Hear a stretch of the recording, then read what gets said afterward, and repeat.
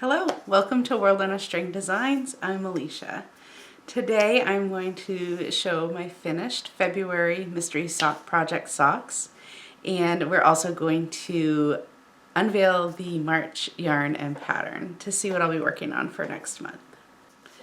So you may remember that the yarn for February for the Mystery Sock Project was Miss Bab's Yummy, and the colorway was the Blarney Stone. This is what I have remaining. And this is a 100% superwash merino yarn. So this is a little out of the box for me for socks. I usually prefer something with nylon in it. But I do have a lot of socks, so my rotation is kind of long. I do think I'll get a lot of wear out of these. I will say it is a 2-ply. Which again, more plies is more wear that you'll get out of it. But look at the twist in this. This has a high amount of twist. So when we're looking at what makes a sock yarn sturdy, the nylon content will help. The number of plies and the amount of twist are all factors that will help you have your socks last longer. And again, like it really depends on what you're using the yarn for. If you're using a shawl, say you're doing a lace shawl, a single ply, it's not going to wear good enough for socks, but it will open up the lacework. You can kind of see, this is my Head of Fude cardigan, and this was a single ply yarn, and you can see how nicely that lace blocked out, and that is very much a function of the single ply yarn. But the single ply will tend to pill a lot if it's merino, like a short staple fiber, and it just doesn't have the tensile strength that a higher plied yarn or a higher twisted yarn would have. So these are the finished socks. The pattern was the Skype socks. And this is a pattern that I have done before. I'm a big fan of it. It's pretty easy to remember once you get going. And I love that pattern. And there's also a baby sock pattern with the same stitch. And it just oodles of texture. It has this built-in ribbing, so they tend to be pretty stretchy and comfortable. I am a big fan of these socks, this pattern. I'm a big fan of this pattern.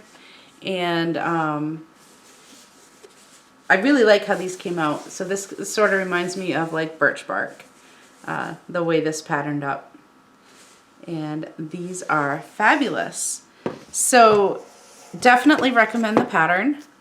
Been very pleased with the yarn. Obviously I haven't worn the socks yet, but it seems like it'll be fine. I'm sure I'll love it. So let's open the bag and see what we have for March.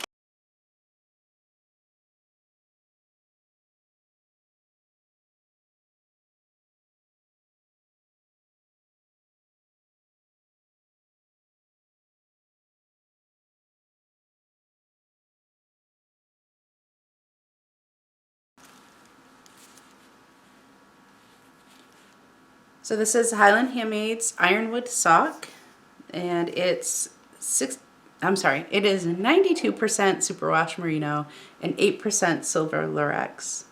And the colorway for this is Fall in Blank. I believe, so I have a lot of this yarn in stash, the Highland Handmaids. I believe this is the year that this is from the year that I did her luxury sock yarn club. I could be mistaken because I did just a regular club one year also. But yeah, so that's the yarn, and you can see it's sort of this, it's got a lot of depth to it. It's sort of this greenish brown with a little bit of maybe red or orange undertones.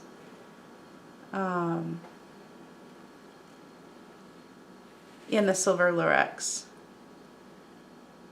So this is going to be a sparkly one, and it is like a tonal, like a semi-solid. I think that was what I had requested for that year's club.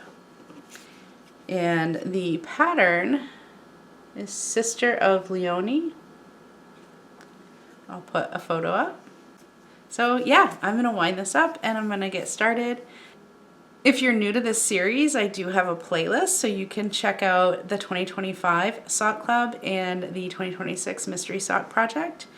So check out that playlist if you want to see more, and if you're familiar with the series, go ahead and like the video and subscribe to the channel, and if you hit the bell notification, you'll be notified every time I reveal a new month's finished product and upcoming project. So thank you for joining me, and I will see you in the next video.